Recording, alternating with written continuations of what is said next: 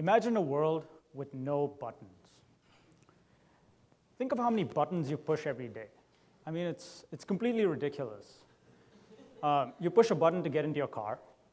You push a couple of buttons to get into your house. You push a button to adjust your thermostat. You push a button to... Buttons aren't working. You push a button to turn on your TV, and the list just goes on and on and on. We have turned into a society of button pushers. And as the number of devices we use increases exponentially, this is a completely unnatural and unsustainable way to deal with the environment around us. So what's the solution? Well, what if devices seamlessly interacted with me rather than waiting for me to do something before they responded? What if, when I walked up to my front door, it detected my presence and unlocked automatically without me having to do anything? What if then it talked to my DVR and my thermostat and said, "Sid is home. My house is set to 75 degrees and Breaking Bad turns on as I walk in." And there are a few companies working on solutions to solve this problem. And you can see some of them here. I personally work on a smart lock that solves a lot of these, or does a lot of these things that I mentioned. You have learning thermostats that they figure out when you leave the house in the morning, they figure out when you come back in the evening, they figure out what temperature you like the house at, and they help you save energy. You have the music systems, fancy systems that connect to your Wi-Fi and have APIs that can be programmed to automate your music listening. And we've seen an explosion of these in the past few months or so. And why do you think this is? Well,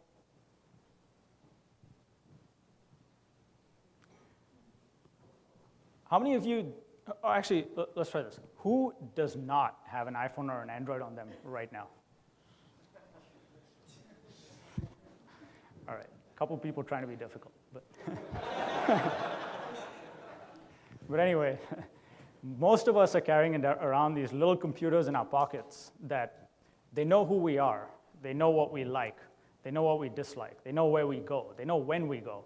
And they have these Bluetooth and Wi-Fi chips in them that can communicate these preferences to the world around us. So well, what can happen now is when I walk up to my door, my iPhone in my pocket can communicate with my lock over Bluetooth and say, "Sid is home, unlock the door," and the door unlocks. And this was not possible even 5 years ago because these devices just weren't as widely adopted. And all right, now let's say you want to build a product that brings your customers into this home automation revolution. What are some of the things to keep in mind? Well, the thing to remember is that most people are not techie early adopters like us. They need to gently be brought into this new world while still keeping some of the experience that they used to. And if you provide something that's too different from what they used to, they're going to freak out and not use your product, even if it solves a real problem of theirs. I'll give you an example. When we were doing research for the lock, what we found was, let's say you're sitting at home on your couch watching TV, and your husband or wife comes home from work. What's your experience going to be sitting inside the house? You're going to probably hear them insert the key into the lock. You're going to hear the lock turning. You're going to see the handle turning. The door is going to open, and eventually they're going to enter the house. So you're going to have plenty of warning that someone's about to enter your home before they do. Now what if instead you had a smart lock that's silently unlocked? This person's suddenly going to appear in your house, and it's going to be a pretty negative experience, and at least the first few times for you sitting inside. So one of the things we did, it wouldn't be so funny if you were the person in the house. So some of the things we did, you can see we have LEDs on the outside that glow when the lock is operated. You can see a groove on the side that turns so you can see the lock is turning, and we play a sound so you have plenty of warning before someone shows up in front of you.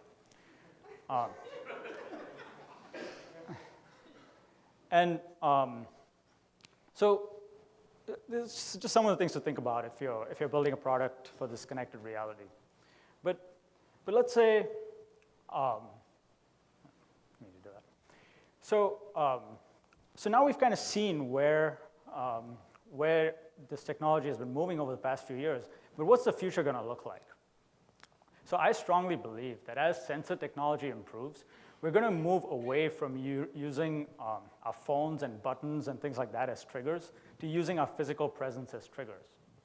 So what I mean by this is our environment is going to respond to me as an individual. My environment is going to respond to me as an individual rather than passively waiting for me to do something before it responds.